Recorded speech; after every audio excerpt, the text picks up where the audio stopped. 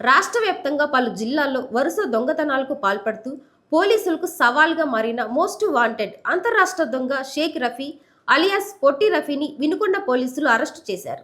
వినుకొండకు చెందిన వజ్రాల వీరేంద్ర రెడ్డి ఫిర్యాదు మేరకు నమోదైన కేసు దర్యాప్తులో భాగంగా వినుకొండ సిఐ ప్రభాకరరావు నేతృత్వంలోని పోలీస్ సిబ్బంది నిందితుడిని అదుపులోకి తీసుకున్నారు.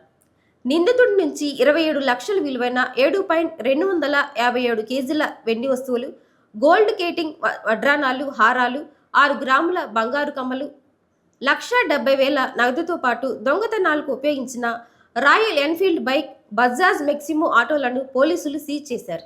గుంటూరు, ప్రకాశం, పల్నాడు, చిత్తూరు జిల్లాలో దాదాపు 25 నేరాల్లో ముద్దాయిగా ఉన్న ఈ మోస్ట్ వాంటెడ్ దొంగను పట్టుకున్న వినుకొండ పోలీసులను పల్నాడు జిల్లా డీఎస్పీ హనుమంతరావు విలేకరుల సమావేశంలో ప్రత్యేకంగా అభినందించారు.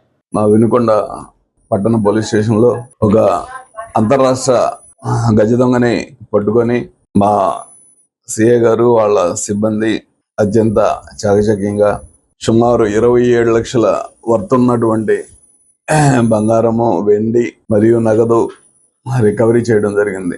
ఈ అంతరాష్ట్ర గజ దొంగ యొక్క పేరు షేక్ రఫీ ఎలియాస్ పొట్టి రఫీ.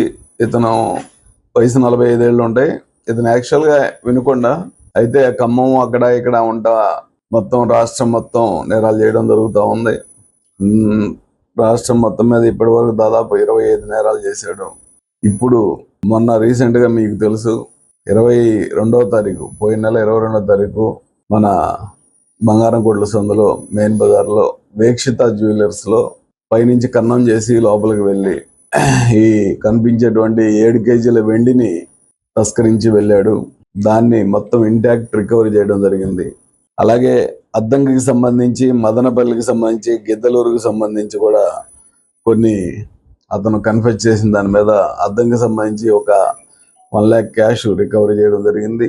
అలాగే ఆ కనబడే పోగులు అవి కూడా రికవరీ చేయడం జరిగింది. అలాగే ఒక ఆటో, ఒక బుల్లెట్ కూడా బయట ఉన్నవి, అవి కూడా పొజిషన్లో రికవరీ చేయడం జరిగింది. ఇదే విధంగా మదనపల్లి పోలీస్ స్టేషన్కి సంబంధించి ఒక ఇథియోస్ కారు కూడా రికవరీ ఉంది ఇతని దగ్గర. అది వాళ్ళకి ఇన్ఫర్మేషన్ ఇవ్వడం జరిగింది. ఏదేమైనా ఇతను ఇదే విధంగా చట్టాన్ని అపహాస్యం చేస్తూ దొరికినప్పుడల్లా 3 నెలలు 6 నెలలు జైల్లో ఉండటం, బయటకు రావడం, మరలా నేరాలు చేయడానికి అలవాటు పడ్డాడు. సో ఇప్పుడు ప్రస్తుతం అయితే మా యొక్క కేసులో నిన్న అరెస్ట్ చేసి ఈ మొత్తం రికవరీ చేసి ఈరోజు ఉదయాన్నే ఇక్కడ అరెస్ట్ చూపించి మేము కోర్టుకు పెట్టడం జరుగుతూ ఉంది ఇతన్ని.